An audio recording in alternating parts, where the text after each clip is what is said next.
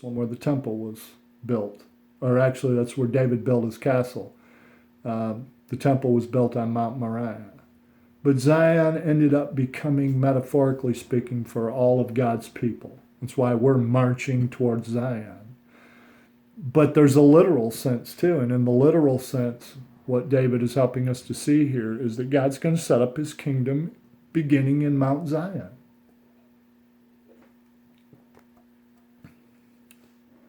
Now notice that David in the Spirit is really talking directly to Christ.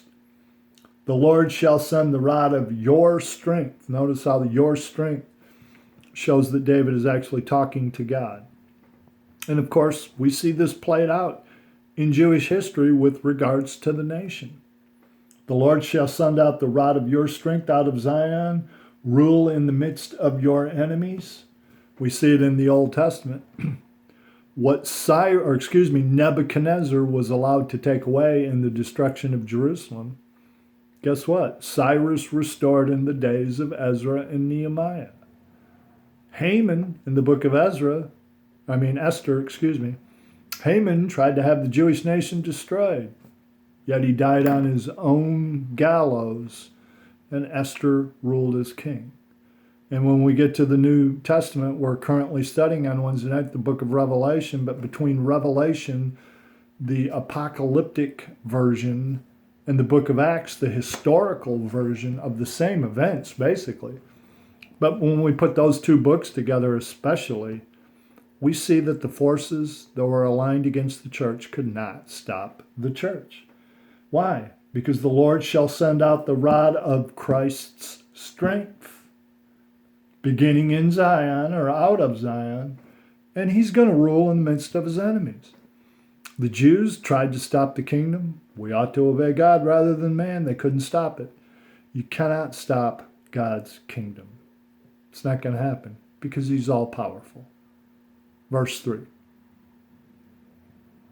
Your people shall be volunteers in the day of your power, in the beauties of holiness. From the womb of the morning, you have the dew of your youth. Now that's highly poetic, but I think we can learn some really powerful things about this verse. Number one, guess what? I've only got one word in verse 3 highlighted. You probably wouldn't guess which word it is, but I'm going to tell you. Volunteers. Yeah. David, seeing prophetically the Lord's kingdom, recognizes that the followers of Jesus Christ are volunteers. I was just reading like 2 weeks ago a great story about Raccoon John Smith, one of the great restoration preachers that I wish a lot of people in the church knew a little bit more about. He was a remarkable man. But he stumbled across a baptism, and I'm only giving you some of the highlights because I can't remember where I read it. But anyways, it's a great story. I think it was a Baptist preacher who was baptizing a baby. And of course, I think he was sprinkling the baby. But the baby was putting up a fuss. Didn't like getting wet, and guess what it did? Screamed and cried. Raccoon John Smith came up and grabbed the preacher by the arm and started pulling him away. And the preacher resisted. What are you doing? Leave me alone. He said, I want to take you to the river and baptize you. He grabbed him again real forcefully. And the guy once again resisted. Now remember, there's a crowd around listening to this. And of course the guy's like, what? Get off of me. I'm not going to the river with you to get baptized. I'm currently trying to baptize somebody. To which Raccoon John Smith remarked, how come you won't let me baptize you against your will, but you're willing to baptize this baby against its will? Brethren, that word volunteers is almost a death blow to the idea that babies are born in sin. No one's added to the Lord's church except for volunteers. He that believes and is baptized shall be saved. Guess what else this destroys? It destroys one of the historically speaking, one of the unfortunate ideas that I can't believe people don't see what they're doing. But there's no such thing as a Christian nation going to war against another nation, defeating them, and then planting the Christian flag in that newfound territory that they have defeated. Christianity doesn't work that way. The government or, moral forces of the world don't impose Christianity on anyone. Christianity begins when the gospel message penetrates the heart. And through faithful repentance, the heart opens up to God and volunteers a free will offering to God. We haven't gotten there yet, but the book of Revelation chapter 22 says, "Come all who will, the Spirit and the bride say, come." All who will, if you're willing. And so this passage helps us to see that it's a free will offering and that all that are in the kingdom are volunteers. And I think part of the poetic language that I see in there, let's reread it again, right in the middle of the verse. "In the beauties of holiness, from the womb of the morning, you have the dew of your youth." The beauties of holiness jumps out at me because I think what he's saying here is that it is a breathtaking thing to behold somebody who truly is walking in the light, somebody that has put on holiness and righteousness and wears it like a beautiful garment. It's an incredibly attractive thing. And that those who hunger and thirst for righteousness can truly see when others are living that way and will be inspired by God and by God's doctrine when it's lived out in his people. The other thing I see in the very last phrase, "you have the dew of your youth," is I think we can see in this that flesh and incorruption will one day put on immortality and incorruption. The resurrection is hinted at in here. Again, the people in David's day would never have seen it, but you and I are looking back 2,000 years, knowing what we know. We know that that's a very poetic way of talking about the fact that we are going to a place where we will never die. We're going to a place that's likened to rest, which is a good thing when you're tired. But by the same token, you won't need rest because you are eternally vital. I've thought about this for 25 years, and I thought I'd throw it out in this lesson today. How do you want to be physically remembered at your funeral if you lived to be an old person? Got up in years, like I am, but not ready to leave just yet either. And we've got several people in the congregation quite a bit older than me. But here's the point I'm making. What I have noticed, now I think things are changing because we have so many cameras and so much recording of life going on that didn't used to happen. But in my generation, where when I was a younger man, pictures were a little bit rare. We've gotten to the point where everything is recorded. It's not just a picture anymore. We've got videos of you. Here's the point. You live to be an old man. You know how many funerals I've gone to where the pictures in the auditorium and next to the casket and on top of the casket are pictures of how that person looked shortly before their death?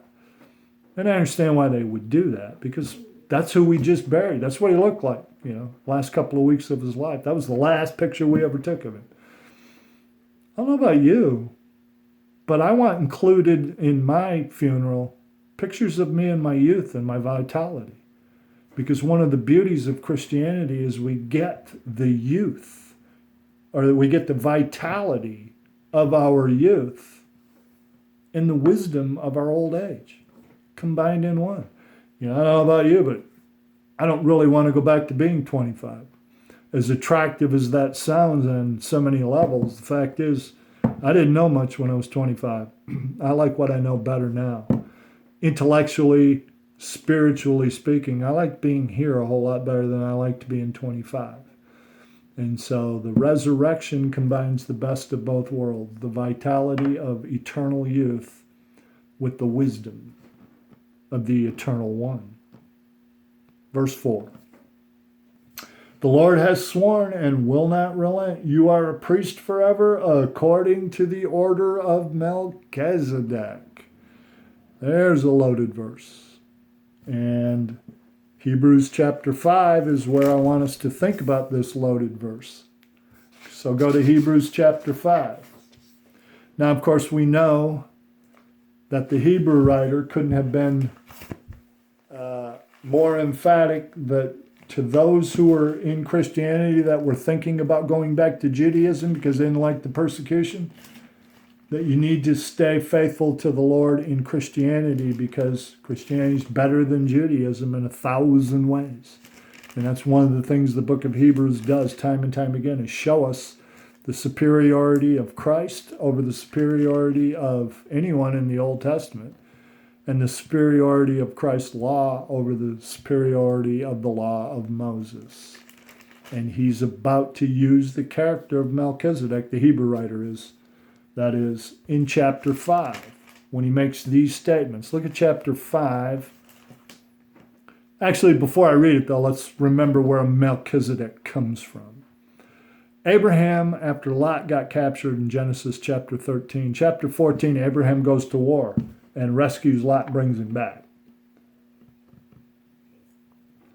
On his way home from the battle, he stops through a town called Salem, which is actually Jerusalem before it got that name. But he meets a king who's also a priest. His name is Melchizedek. And the interesting thing is that Abraham, the father of the Jewish people, and the Jewish people thought because they got the law of Moses from God, there was nobody greater than them on earth. They received the oracles of God through Moses, who was a descendant of Abraham, where it all started. We are the best. No, even Abraham himself recognized that this priest and this king was superior to him. And if you're a Jew, there are only two places in the Old Testament that even mention Melchizedek.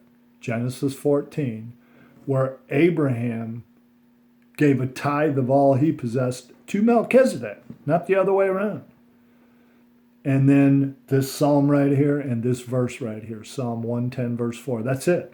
That's the sum total of everything the Old Testament has to say about Melchizedek. And yet the Hebrew writer jumps all over Melchizedek because his priesthood was superior to that of Aaron. And that's what we're about to see in verse 7. Look at Hebrews chapter 5. Actually, I'll begin in verse 5.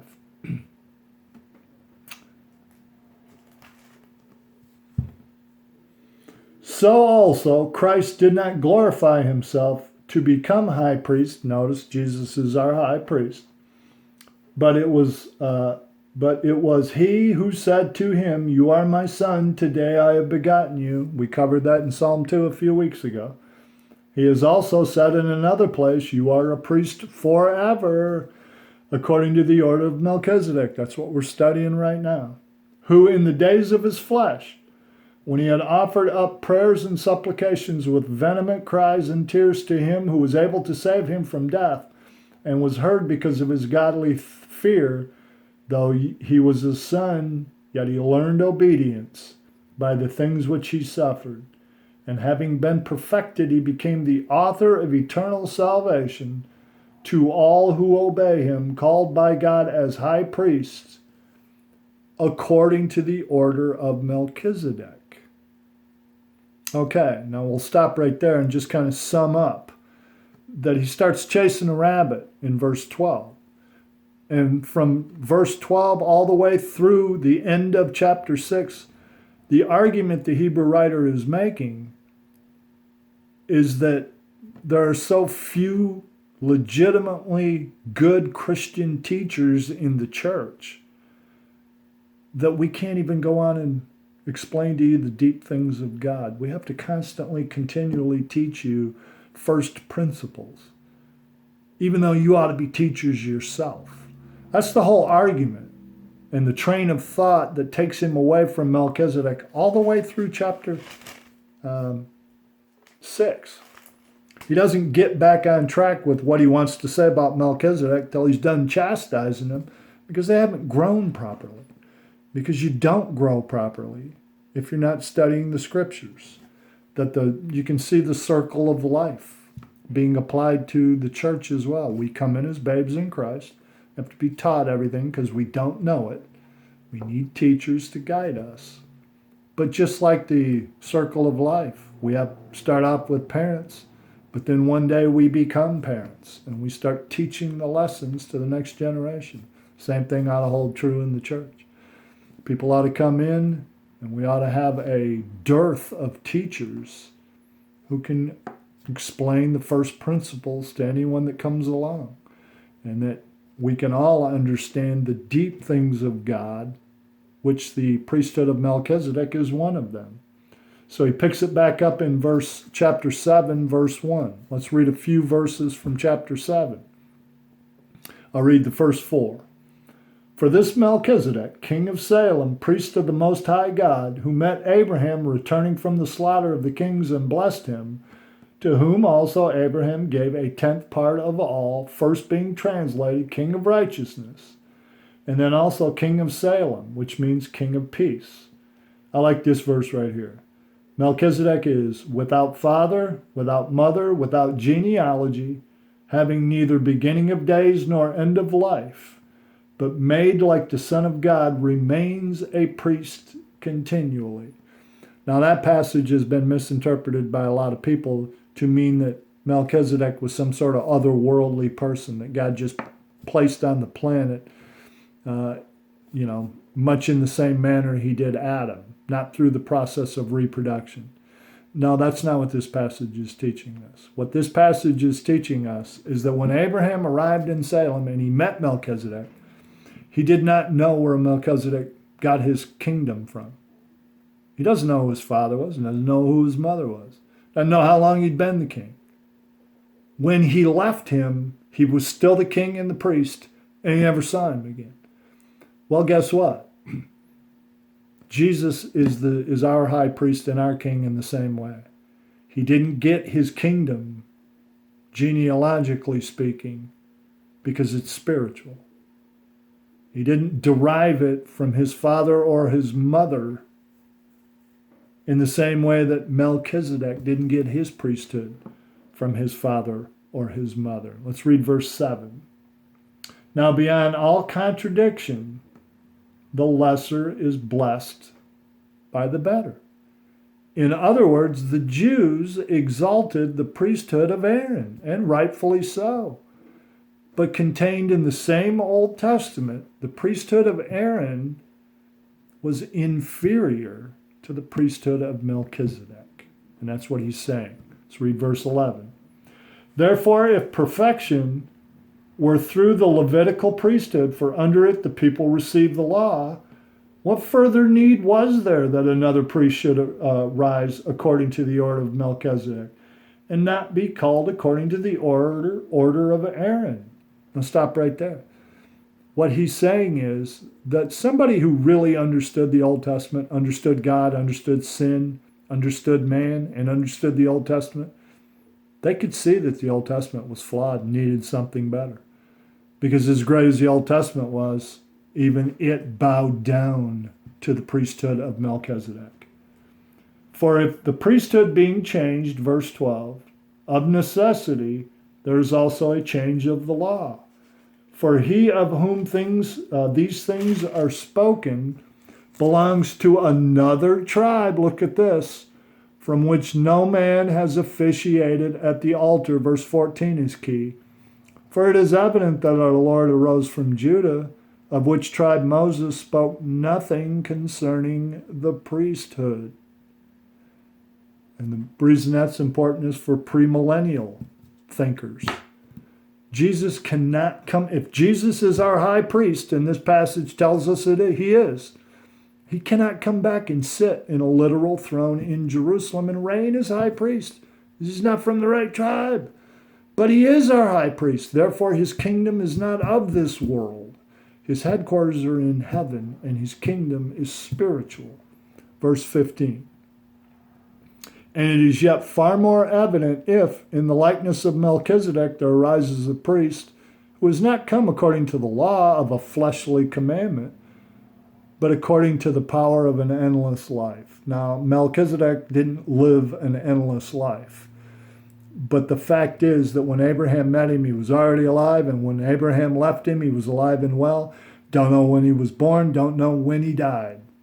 His life seemed endless to Abraham. Well, Christ's life is really endless, and that Melchizedek was just an example that our true high priest is an endless high priest.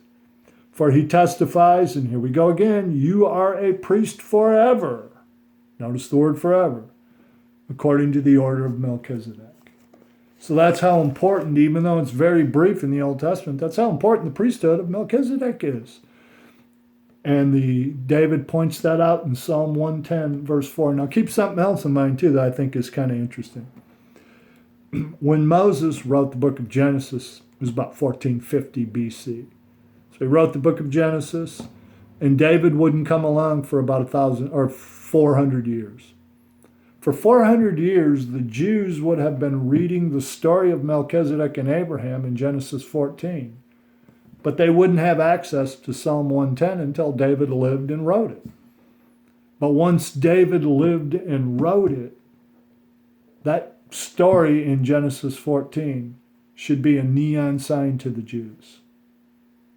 So anyways, that's how important that verse is, that it focuses us on the fact that Christ is greater than Aaron. Let's read verses 5, 6, and 7, and then we'll call it a lesson. The Lord is at your right hand. That implies the resurrection. He shall execute kings in the day of his wrath. We see that with Belshazzar in Daniel chapter 5. We read about it in the book of Acts with Herod, died with worms coming out of him. And you can go back and look at Isaiah chapter 14 and notice that the king of Babylon is destroyed by God. He's the one called Lucifer. But we see how often that Jesus executes his wrath when he so chooses. Verse 6, he shall judge among the nations. He shall fill the places with dead bodies. He shall execute the heads of many countries. And I'll just illustrate that this way because we're studying the book of Revelation. I introduced you again to Ezekiel chapter 9 when Ezekiel, who's already in captivity, has a vision of 6 men with battle axes. And 1 man with a writer's inkhorn comes in. And the 6 men with battle axes, before they are released on Jerusalem, the writer with the inkhorn, clothed in linen, goes through and marks all of God's righteous people in the city. After he's done marking them, God sends forth the 6 angels with axes in their hands and tells them to begin at the temple with the elders. And what does that mean? That means that God executes kings in his wrath. It means that God will judge the nations, and he shall fill the places with dead bodies. Righteousness or judgment begins at the house of the Lord. And God destroyed the house of the Lord in the Old Testament, 586 BC, that being what Ezekiel was referring to in Ezekiel chapter 9. And then we come forward to the New Testament, in the book of Revelation chapter 7, the 144,000 were marked before God once again destroyed Jerusalem for rejecting his word, his son, and his apostles' message. So we see David seeing it all before it happened. And then finally in verse 7,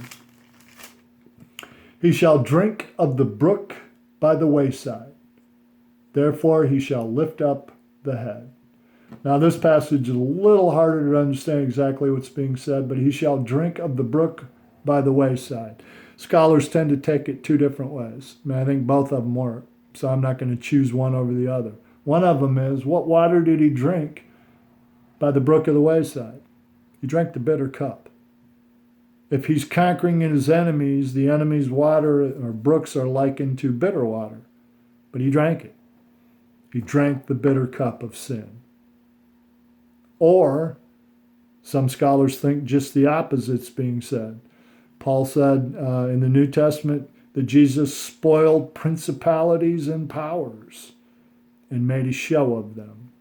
In other words, he conquered those territories, and he's drinking of their water because he is truly Lord, and he owns it all anyways.